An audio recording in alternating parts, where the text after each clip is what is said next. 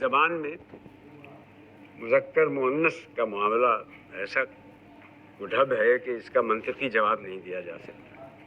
میں کھانے پینے کی چیزوں کی بات نہیں کر رہا ہوں کہ دہی ایک علاقے میں کھایا جاتا ہے اور دوسرے میں کھائی جاتی ہے، عام لفظوں کی بات کرتا ہوں۔ اسی چیز کو حقی صاحب نے ایک انتہائی لطیف طریقے سے ایک مضمون میں بیان کیا ہے۔ ایک لفظ درد اس مضمون کا عنوان ہے۔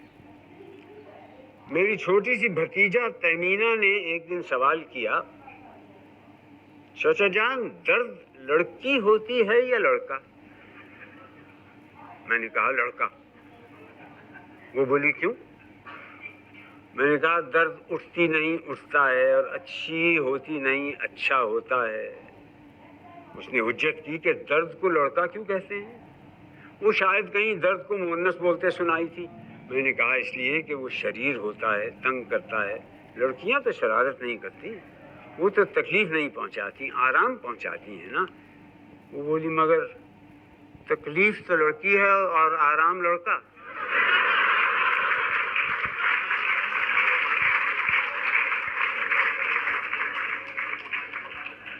اس پر میں ذرا چکرایا، بات بنانے کو کہا بھائی بعض لڑکیاں بھی تو شریر ہوتی ہیں، آخر تو بس تکلیف ایک ایسی شریر لڑکی ہے، مگر دیکھو خوشی لڑکی ہے اور رنج لڑکا۔ اکثر اچھی اچھی چیزوں کو لڑکی ہی بنایا گیا ہے۔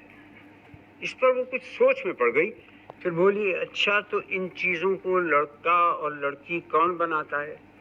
میں نے کہا بولنے والوں نے بنایا ہے، جیسے اللہ میاں نے کسی کو لڑکا کسی کو لڑکی بنا کر بھیج دیا ہے۔ کہنے لگی وہ تو اس لیے بناتے ہیں کہ بڑے ہوں گے تو ان کا بیاہ ہو جائے گا، تو کیا درد اور تکلیف کا بھی بیاہ ہو سکتا ہے؟ اس کی منطق میرے لیے خاصی ٹیڑھی کھیر بن گئی تھی۔ پہلے تو میں فقط ہنس دیا ذرا مہلت لینے کے لیے کہ کوئی نکتہ سوجھے تو اس کو کچھ بتاؤں، کچھ نہ کچھ تو مجھے کہنا تھا۔ میں نے کہا ہاں ہو سکتا ہے، بلکہ ہوتا ہے، جسمانی درد کا دلی تکلیف کے ساتھ جوڑ لگتا ہی ہے، دونوں ایک ہی ذات کے ہیں۔ تیمینہ پوچھنے لگی پھر کیا ان کے بچے بھی ہوتے ہیں؟ میں نے کہا ہاں ضرور ہوتے ہیں، آہیں آنسو کراہیں سبکی سسکی۔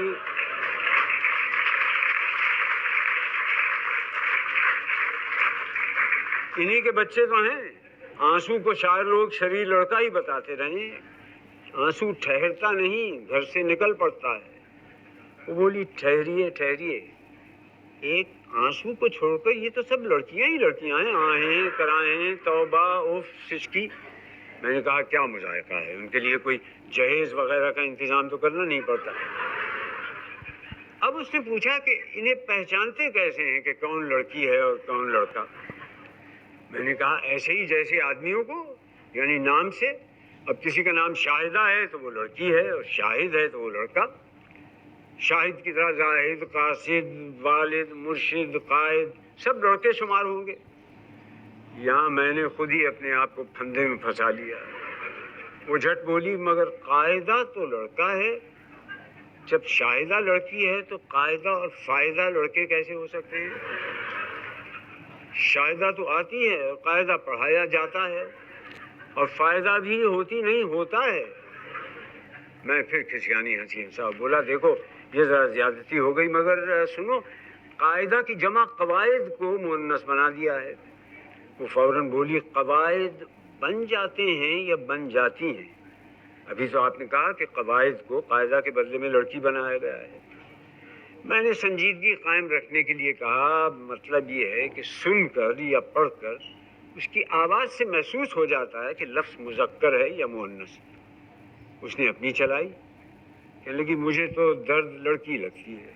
میں نے پیچھے چھوڑانے کو کہا ہاں ہاں چلو تم یوں ہی بولا کرو، اور لوگ بھی بولتے ہیں، تم اکیلی نہیں ہو۔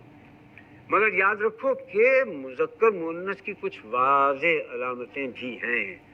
مثلا یہ پر ختم ہونے والے لفظ ہیں، تم دیکھو گی مؤنث ہوں گے، اور الف پر ختم ہونے والے لفظ مذکر، جیسے امی ابا، نانا نانی، مرغی مرغا، کنگھی کنگھا، بکرا بکری، تمہاری چچی میں تمہارا چچا۔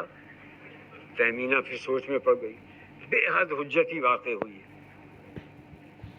بولی تو بھائی کو بھائی کہنا تو غلط ہوگا۔ भा कहा करूं और आपा को आपी? मगर ये तो बड़ी गड़बड़ की बात है। क्या धोबन को धोबी कहूं और धोबी को धोबा?